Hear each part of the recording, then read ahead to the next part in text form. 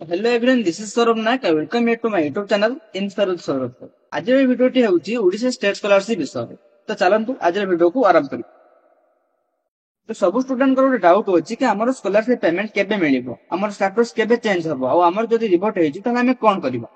एही वीडियो रे हमें पेमेंट और स्टेटस विषय जानिबा। मु नेक्स्ट वीडियो रे आपन को कहबी कि आपन को स्कॉलरशिप एप्लीकेशन जदी रिजेक्ट हेची कि रिवर्ट हेची आपन माने कोन करबो। तो आज वीडियो रे प्रथम देखिबा कि आपन को स्कॉलरशिप स्टेटस केते दिन भीतर चेंज हुए। तो मु आपन कहि दउची कि आपन स्कॉलरशिप एप्लीकेशन स्टेटस विथिन 5 दिन भीतर अपडेट होइथार।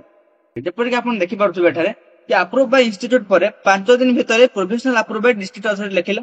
एहा परे 5 दिन भीतर सैंक्शन बाय डिस्ट्रिक्ट अथॉरिटी, एहा परे provisional approve bye sanction authority, sanction by approve authority और एहा परे सैंक्शन बाय अप्रूव अथॉरिटी।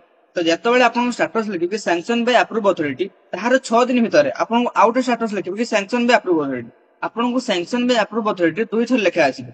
तो वर्तमान आम जानिबा कि जहार सैंक्शन बाय अप्रूव अथॉरिटी लिखुची ताहाको पेमेंट केबे मिलिबो। तो मु आपन कहि दउची कि आपन को पेमेंट आपन को स्टेटस अनुसार आसीथाय।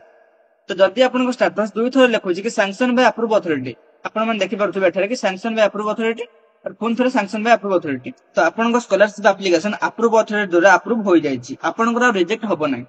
और एही मान को पेमेंट विथिन 15 तारिख सुधा, जनवरी 15 तारिख सुधा आपन को पेमेंट आसी जिवो। जहार लिखुची सैंक्शन बाय अप्रूव अथॉरिटी ताहाको 15 तारिख भीतर पेमेंट आसी जिवो। तो वर्तमान हम जानिबा कि जदि आपन माने ओबीसी तो आपन मान को पेमेंट केबे आसी।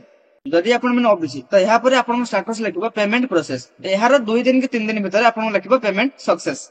जदि आपन माने एससी किबा एसटी तो सैंक्शन बाय अप्रूव अथॉरिटी परे आपन को आउट स्टेप आसी जोटी के पार्शियल पेमेंट सक्सेस।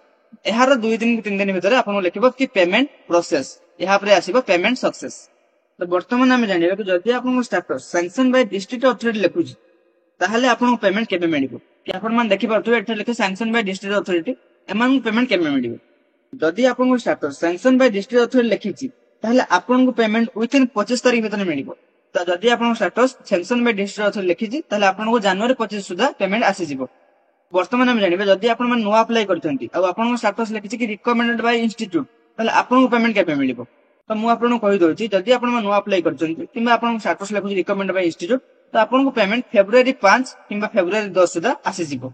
तो ओडिशा स्टेट स्कॉलरशिप रे आउट वीडियो आसीबो जोटारे हम जानिबा कि आपन को स्कॉलरशिप एप्लीकेशन काहे कि रिजेक्टेड बा रिफेटेड हुए।